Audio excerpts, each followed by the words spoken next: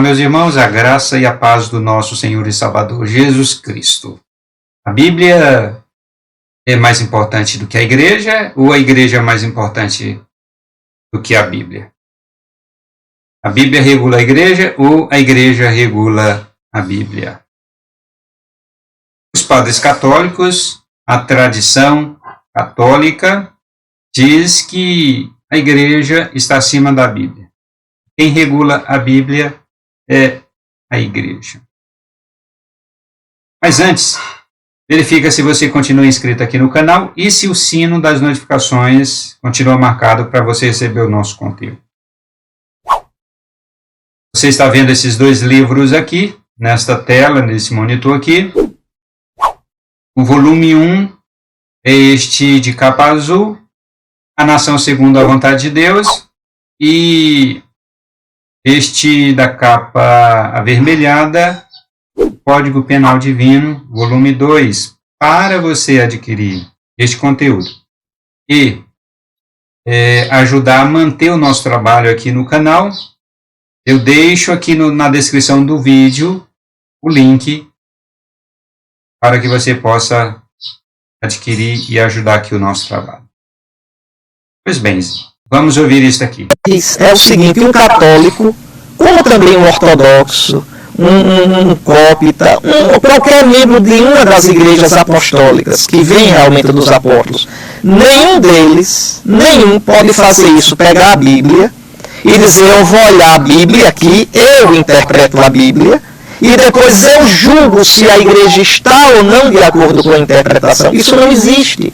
Isso é uma visão muçulmana.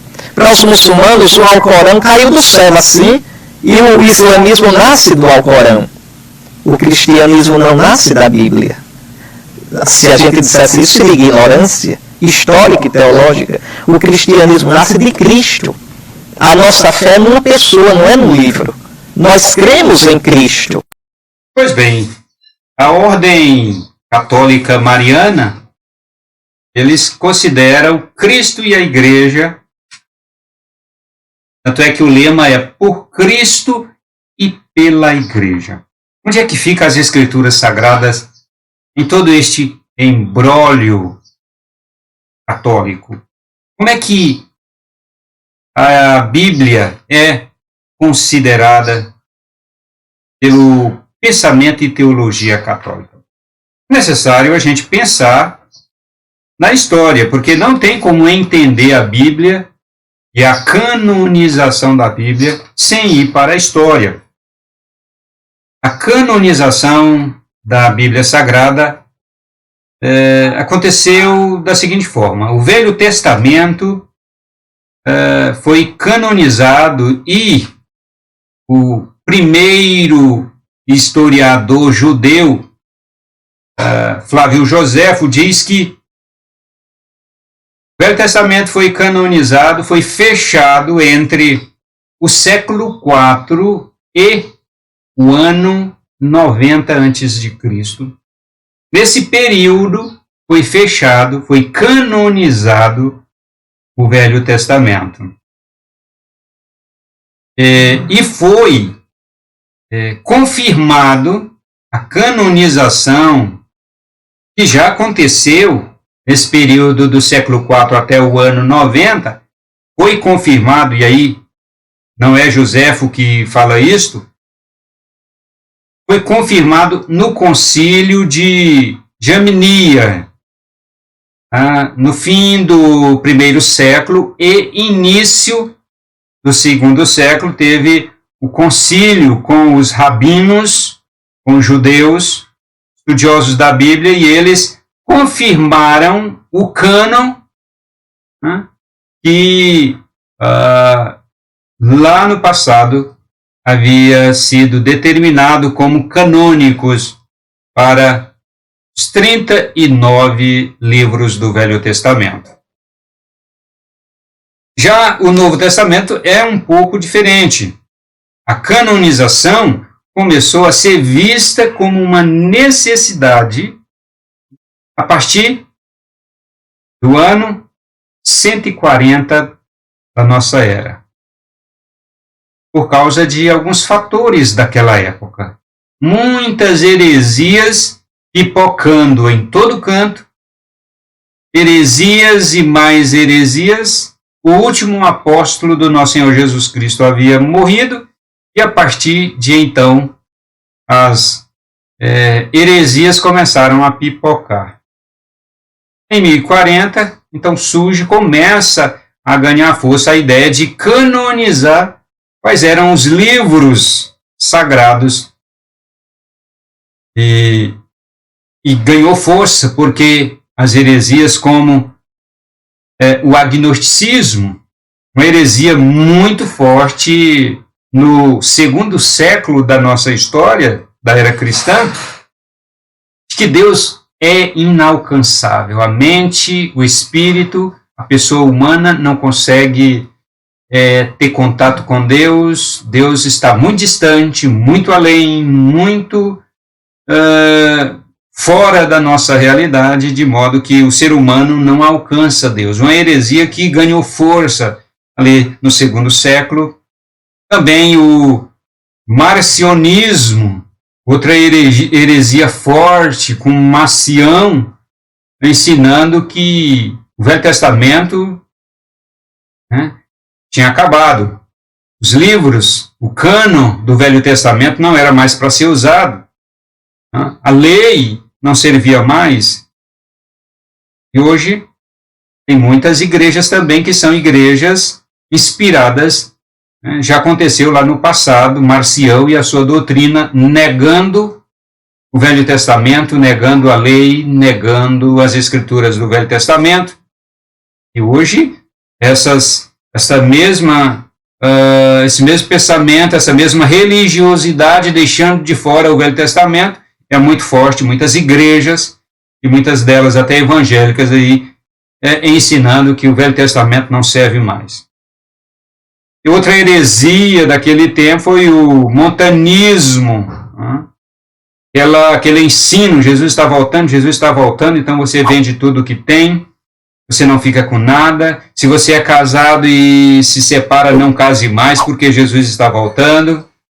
E também, somado a essa ideia de que Jesus está voltando, então vamos largar mão das coisas aqui, da vida aqui, vamos largar mão de tudo isso e apenas ficar aqui orando e esperando Jesus voltar. Junto a isso, aquela ideia de voltar ao profetismo.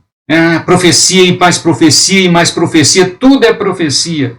Então, é muito forte isso. Somando-se a esta doutrina também o excesso de asepsia pelas questões da comida, né? A comida, não coma isso, não coma aquilo, que é pecado, quem é de Cristo não come isso, não se alimenta daquilo outro.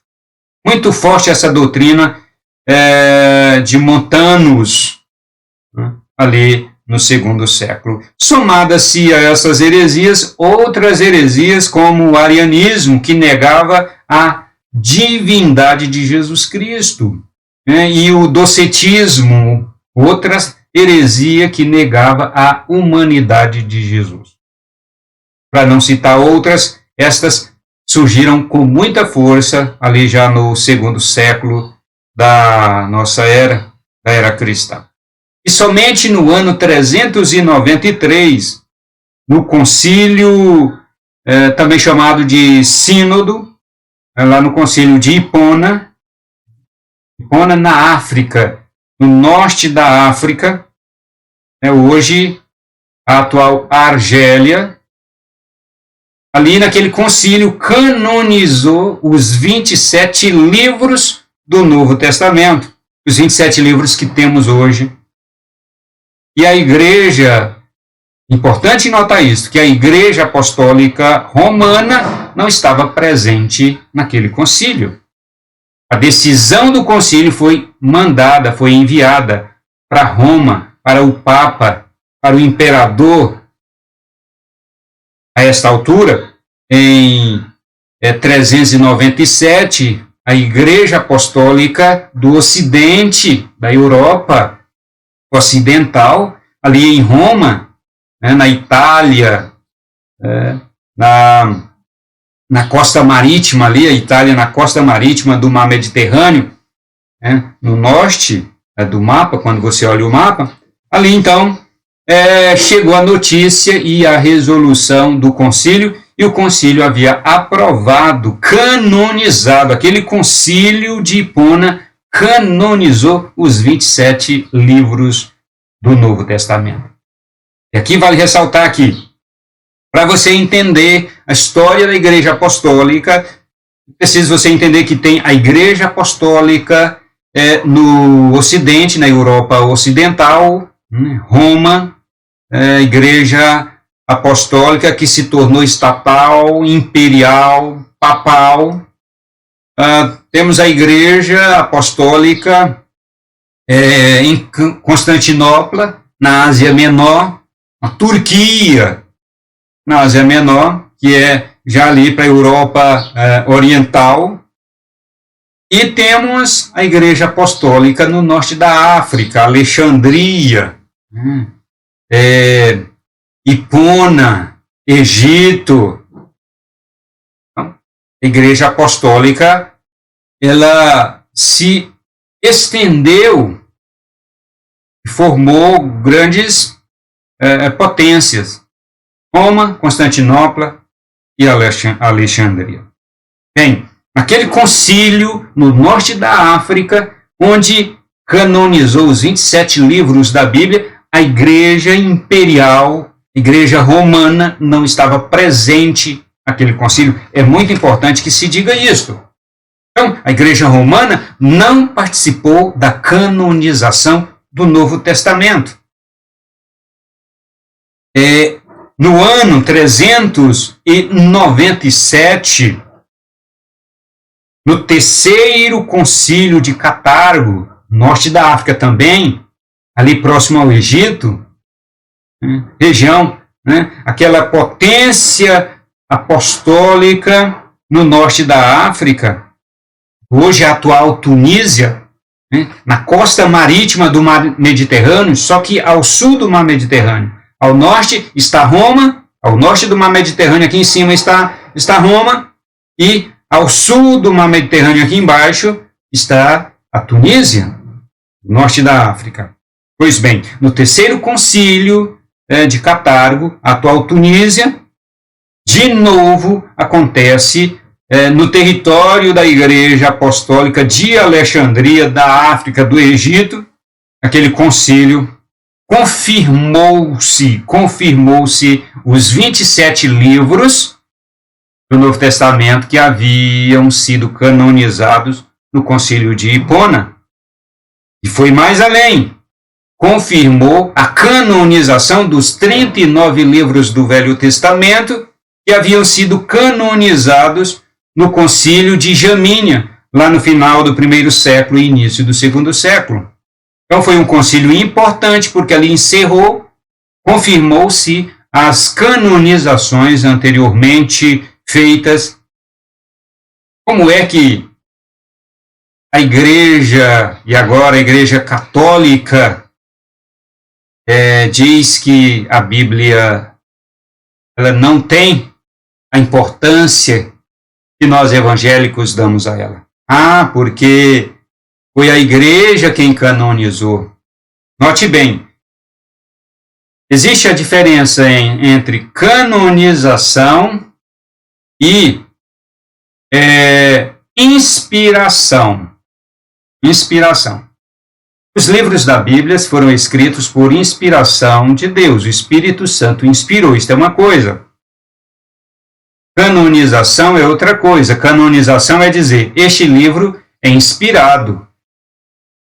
E ele para a parte do cânon sagrado da Bíblia. Isso é outra coisa.